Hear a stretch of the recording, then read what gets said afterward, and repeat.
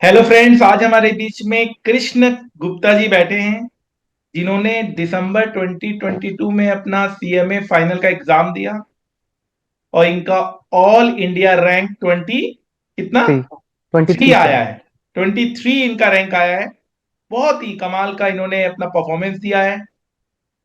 देखने की बात यह है कि इन्होंने अपनी मेहनत पे जोर दिया। मेरे को जब मैंने इनसे इंटरेक्शन किया तो इन्होंने कहा कि सर, मैं अपनी मेहनत पे भरोसा रख रहा था, मैं रैंक का नहीं। मैंने अपनी मेहनत बहुत की। मैंने 3 बार हर चीज को रिवाइज किया, बहुत अच्छे से हर एक कॉन्सेप्ट को मैंने ग्रिप बनाया। पेपर टफ आने के बावजूद भी इन्होंने अपनी हिम्मत नहीं हारी और गिव अप नहीं किया। और एंड में ये जहां पर अपनी मेहनत पे भरोसा रखते रखते आज ये अपना एग्जाम भी क्लियर कर गए, क्वालिफाइड हो गए, अपनी डिग्री को अचीव किया, अपनी लक्ष्य को अचीव किया with a bang, all India rank 23। Very very good. बहुत थैंक मजा यू आ सो गया। Much sir. तो सबसे पहले तो हम ये आपसे आपसे ये पूछना चाहेंगे कि आपने जो एसएफएम की क्लास मेरे से की है वो आपको कैसी लगी। उसमें आपको कॉन्सेप्चुअल क्लैरिटी मिली कि नहीं मिली। स्टॉक मार्केट का जो लेक्चर हम लिंक करके पढ़ाते थे कि हर एक चीज को अंडरस्टैंड करो, ताकि याद करने की जरूरत नहीं है, हर चीज आपके माइंड में अपने आप बैठ जाए और आप एंड में एग्जाम में जब क्वेश्चंस भी आए तो आप उसको अच्छे से करो, बिना याद किए, बिना मेमोराइज किए, अंडरस्टैंडिंग के साथ आपको अपने हर क्वेश्चन को करना है। तो वो सारी चीजों को देखते हुए आपको कैसा आपका अनुभव रहा एसएफएम में मेरे साथ, और ऑल टुगेदर जो फाइनेंस एक करियर ऑप्शन आपके सामने आगे खुला है, तो आप उसके बारे में भी गो थ्रू कीजिए। और प्रिपरेशन स्ट्रेटजी का तो हम एक अलग से वीडियो भी बनवाएंगे आपसे।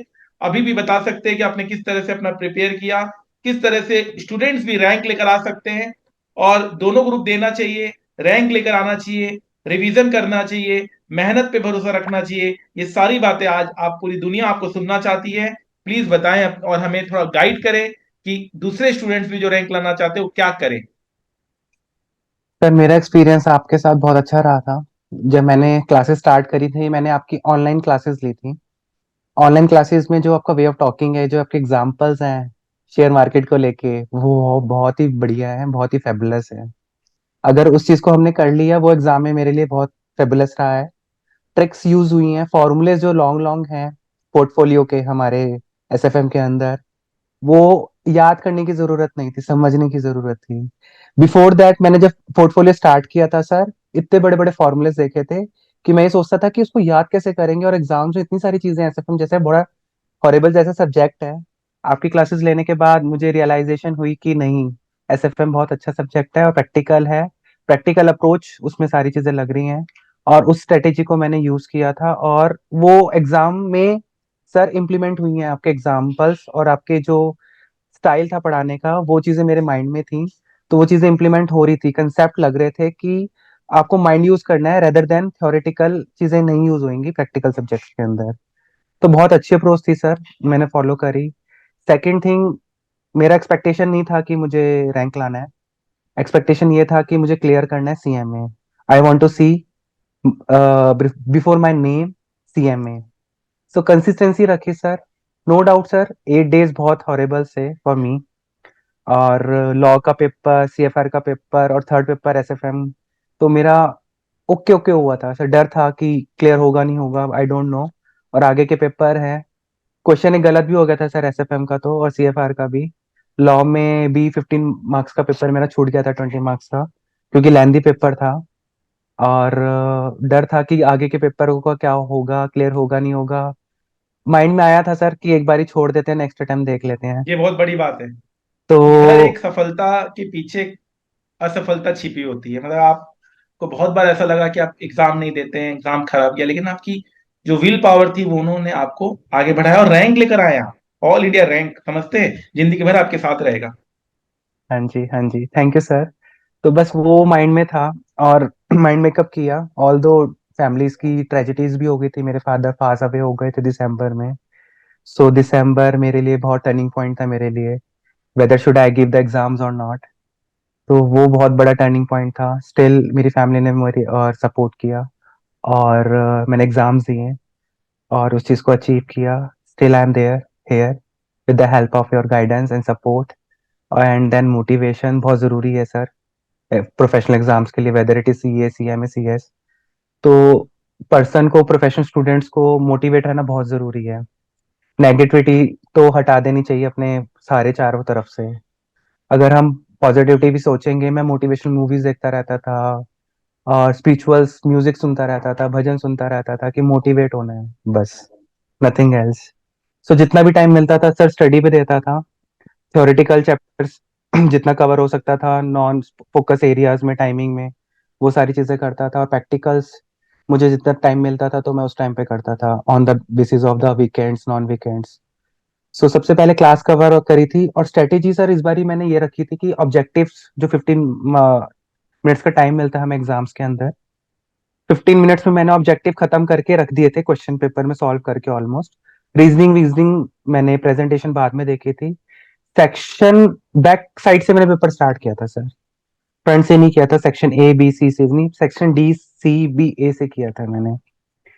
और रीजन बीइंग इसका सर, क्योंकि थ्योरेटिकल होता है लास्ट वाला सेक्शन और उससे स्कोरिंग हो जाता है, तो हमारा ऑब्जेक्टिव और लास्ट वाला सेक्शन हो जाता है, तो हम सिक्योर हो जाते हैं एटलीस्ट 30-40%। हमारा 1 घंटे के अंदर अंदर 30-40% हमारी सिक्योरिटी हो जाती है एग्जाम्स की, मार्क्स की। आफ्टर दैट जितना पोर्शन बचता है उसके अंदर हम यूटिलाइज करते हैं और लास्ट के 15 मिनट्स बचा लेते हैं ऑब्जेक्टिव की रीजनिंग के लिए सर, अगर हमें 2 आउट ऑफ 2 पूरे चाहिए तो रीजनिंग के साथ। तो पहले आप वो ऑब्जेक्टिव स्ट्रेटेजी। क्वेश्चंस करते थे एंड देन फिर आप थोड़ा सा लेंदी क्वेश्चंस में लास्ट में हाथ देते थे। चलो, सबका अपना अपना एक स्ट्रेटजी हो सकता है। बट बहुत ताजुब की बात है कि पेपर आपने बहुत मतलब मेहनत करके, एकदम हिम्मत करके, आप हार नहीं माने। कहते ना, कोशिश करने वालों की कभी हार नहीं होती, और बिना कुछ किए जय जयकार नहीं होती। तो आपने ये करके दिखाया है कृष्ण गुप्ता, और आपकी और हम मदद लेंगे दूसरे स्टूडेंट्स को, और कैसे आप स्ट्रेटजी वाइज कितना अच्छा तैयार करवा सकते हैं। आगे चलकर आप बड़ी बड़ी कंपनीज को भी ज्वाइन करने वाले हैं। हमें आप एक इंटरव्यू और देंगे जब आप कंपनीज को ज्वाइन कर लेंगे। तब हम बताएंगे कि देखिए, अगर अच्छी लर्निंग होगी तो अर्निंग अपने आप अच्छी होगी। Right sir. अपना वैल्यूबल टाइम देने के लिए बहुत बहुत धन्यवाद कृष्ण जी। और आप और कुछ कहना चाहेंगे अगर अपने जूनियर्स को, तो बताएं। सर यही sir, never give up and then try to best but we can do, rest of leave on the god कि क्या करना है क्या नहीं। हम तो बस प्रिपेयर करके एग्जाम्स दे सकते हैं सर। और अगर जो चीज आपने ऑप्ट की है, whether it is C M A professional studies के अंदर, ऑप्ट तभी करना करना है तो, अदरवाइज ना करने तो बेटर है सर। क्योंकि मैंने जब एनरोल किया था यही सोचा था कि करना है, और लेटर और सून वो चीज हुई है सर। और अदरवाइज कंसिस्टेंसी रखनी बहुत जरूरी है, मोटिवेट रहना बहुत जरूरी है प्रोफेशनल एग्जाम्स के अंदर। मैं तो सर यही सजेस्ट करूंगा, फोकसफुली करो जो भी करो। और चाहे 2 घंटे पढ़ो आप, जरूरी नहीं है 18 घंटे पढ़ो, 16 घंटे पढ़ो, 20 घंटे पढ़ो। Don't need to do that, smart study करनी है। कहीं भी कंसेप्ट में अगर आप रुक रहे हो, टीचर्स अवेलेबल नहीं है, कोई सीनियर्स अवेलेबल नहीं है, फ्रेंड्स अवेलेबल नहीं है, तो search on Google and YouTube sir, everything आपको इंसाइट मिल जाएगा। नोट डाउन कर लो, व्हाट्सएप कर दो जो भी आपकी फाइनल क्वेरी बचती है तो आज की डेट में सर क्वेरी को रिजॉल्व करना बहुत ईजी हो गया है, बहुत ईजी हो गया है due to with the help of the social media and then Google and YouTube. और और आप दीदी, लोगों के। सोशल मीडिया को भी आप बहुत कंस्ट्रक्टिव यूज कर सकते हैं, और अपने स्टडीज में बहुत मदद भी मिलती है, ऐसा बात नहीं है। बहुत लोग सोशल मीडिया को भी बोलते हैं कि नहीं, ये अच्छी बात नहीं है, लेकिन उसको भी आप कंस्ट्रक्टिव वे में अच्छा कर सकते हो। Right sir. और सेकंड लास्ट थिंग सर, कि कोई भी चैप्टर आपको छोड़ना नहीं है सर। अगर आप सोच रहे हो कि हम पोर्टफोलियो छोड़ जाते हैं एसएफएम के अंदर, या लिवरेज छोड़ जाते हैं, कैपिटल बजटिंग छोड़ जाते हैं, तो do the scanner sir, and then MTPs and then modules, questions and then answers. वो बेटर रहेगा रेदर देन कि आप ब्लैंक पेपर देकर आ रहे हो क्वेश्चन आंसर। तो एटलीस्ट आप 5 मार्क्स का, 10 मार्क्स का अटेम्प्ट कर पाओ। तो वो चीज मेरे साथ हुई थी एक सब्जेक्ट में, एसपीएम बीपीएम में सर। मैंने लास्ट मोमेंट पे वो क्वेश्चन रिवाइज किया था, और क्वेश्चन का फॉर्मेट ऑलमोस्ट मेरे पेपर में था, क्वेश्चन पेपर। तो मेरे साथ लास्ट मोमेंट पे हेल्प हुई थी, वो 15 मार्क्स का क्वेश्चन था सर। अदरवाइज मैं वो नहीं देखता मॉड्यूल्स का। मोर और लेस रिलेटेड ही था, बट एटलीस्ट मैंने अटेम्प्ट किया था कि एग्जामिनर 5-6 मार्क्स तो दे ही देगा सर। बहुत अच्छा। तो हर वो चीज को चीज देख होती के थी। जाओ, कोई चीज को छोड़ के मत जाओ। बहुत छोटी छोटी बातें आप बता रहे हैं, और बहुत काम की बातें हैं ये सारी। जी जी जी। चलिए, इनसे मेरी बात करते करते कुछ बातें और पता चली है, तो मैं एटलीस्ट थोड़ा सा इनके बारे में बता दूं, नहीं तो ये अधूरा इंटरव्यू कहलाएगा। इंटर में भी इनका रैंक था नंबर 1। 2022 के एंड में इनके पापा दुनिया में नहीं रहे। और 2022 के एंड मतलब दिसंबर में ही सीएमए का एग्जाम था, और बाई लक कहें या बाई कोइंसिडेंस कहें, वो एग्जाम एक महीना पोस्टपोन हो गया, और फिर उन्होंने एग्जाम दिया। मतलब उस माहौल में आप सोचिए, जब इतना बड़ा ट्रेजेडी हो गया फैमिली में, और उसके बाद एग्जाम देना और रैंक लेकर आना अपने आप में एक बहुत बड़ी बात है। और थोड़ा अगर इनके पीछे जाएं तो 2000 इनके क्लास ट्वेल्थ के बाद इन्होंने जॉब लाइन को चूज कर लिया, क्योंकि फैमिली के फाइनेंशियल कंडीशंस इतने सही नहीं थे। पापा की जो फैक्ट्री थी वो भी अचानक से करनी पड़ी due to some government restrictions. और उसके बाद इन्होंने अपने कोई नहीं अपनी पूरी फैमिली को संभाला, और इन्होंने बहुत सारा एक रास्ता तय किया है, बहुत मंजिल तय की है। 2012 के बाद इन्होंने भी 3-4 कंपनीज को बदला, और हर कंपनी में उन्होंने अच्छा काम करके ग्रोथ करके दिया है। हर एक कंपनी का इनको एक्सपोजर है। आज ये एक बहुत बड़ी कंपनी में काम कर रहे हैं, जिसमें लाखों रुपए का इनको ऑलरेडी पैकेज मिल रहा है। और एक बात पता चली, ये दिखने में तो बहुत ही यंग लगते हैं ये, लेकिन इनका मैरिज भी हो गया है। और मैं बहुत बहुत बधाई देना चाहता हूँ आपकी बेटर हाफ को, क्योंकि इतना अच्छा उन्होंने सपोर्ट किया आपको।